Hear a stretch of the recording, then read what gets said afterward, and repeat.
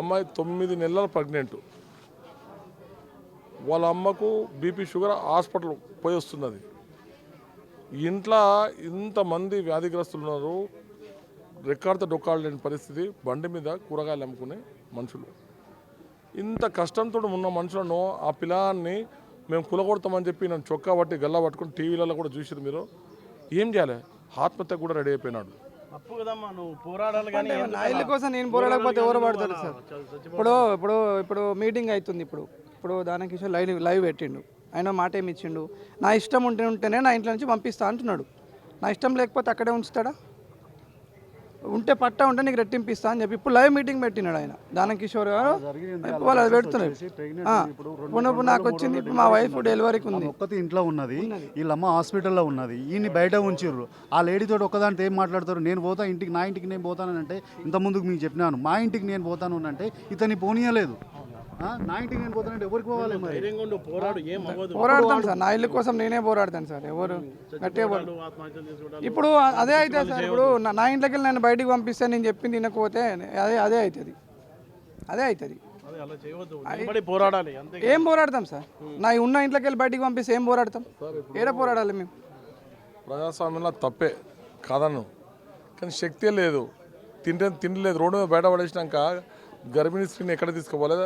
బీమారు ఉన్న తల్లిని ఎక్కడ తీసుకుపోవాలి? వీళ్ళందరికీ సేవ చేయాలన్నా, మన వెనక్కి సంపాదించుకుని వాళ్ళకి పెట్టాలన్నా అసలు అవకాశం ఏంటున్నది? ఉన్న పొలంగా రోడ్డు మీద పడితే మనం అంటాం, మనం మాటలకి ఏముంది, మనం మస్తు చెప్తాం, కానీ అనుభవించేవానికి తెలుస్తుంది మన బాధ. ఈ బతుకు ఎందుకు అనుకుంటున్నాడు? మేము ఒకటే చెప్తున్నా, భారతీయ జనతా పార్టీ నిన్న మా ఎంపీ గారు ఈటల రాజేందర్ గారు ఇక్కడికి వచ్చిండ్రు. పొద్దున 9 గంటల నుంచి రాత్రి 9 గంటల వరకు ఇక్కడే ఉన్నారు. ఆయన ఒకటి చెప్పిండ్రు, ఎట్టి పరిస్థితిలో విడిచిపెట్టేదే లేదు, మీకు అండగా ఉంటాము. ఆయన తెగించి కొట్లాడమని చెప్పిండు. పార్టీ మొత్తం వీళ్ళందరికీ అండగా ఉంటుందని చెప్పిండు. రాష్ట్ర పార్టీ నిన్న కేంద్ర మంత్రి గారు కూడా మాట్లాడారు, కిషన్ రెడ్డి గారు, బండి సంజయ్ గారు మాట్లాడారు. అన్ని రకాలుగా చర్యలు తీసుకుంటాం, మీరేం భయపడాల్సిన పని లేదు.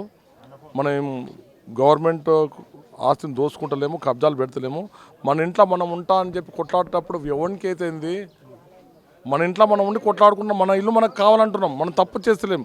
కాబట్టి పోరాటం చేయండి, తెగించేదాకా కొట్లాడండి, సమస్య లేదు. తెలంగాణ కూడా అట్లే తెచ్చుకున్నాం కదా, తెచ్చుకోలేదా? నేను తప్పు చేసినామా? తెలంగాణ ఇప్పుడు ఇది తప్పు అయితే తెలంగాణ తెచ్చుకోవడం కూడా తప్పే. అరే నా ఇల్లు నేను నా ఇంట్లో ఉంటా అంటే నువ్వు నెట్టేస్తా అంటే నేను ఎట్లు ఊకోవాలి? వాళ్ళు అడిగే ఏ ఇంటికి పోయినా వాళ్ళు ఇదే క్వశ్చన్ అడుగుతున్నారు, ఎట్లా సార్? వాళ్ళు ఈ రోజున 3 రోజుల నుంచి చూసినప్పుడు ఈ రోజున వీళ్ళ పరిస్థితి ఎట్లా వచ్చిందంటే, దేనికంటే తయారు, మేము ఫస్ట్ సత్యైనా సాధిస్తామంటున్నారు. మాకు లేకుండా పర్లేదు, మేము ఈయనే చచ్చిపోతాం, ఇది మా బొందలగడ్డ కావాలంటున్నారు వాళ్ళు, ఇది మా బొందలగడ్డ కావాలంటున్నారు వాళ్ళు. కానీ మేము ఎవరికి ఇచ్చేది లేదు, మాది మా బొందలగడ్డ కన్నా పెట్టుకుంటాం, కానీ వేరేవానికి ఏమని అంటున్నారు వాళ్ళు.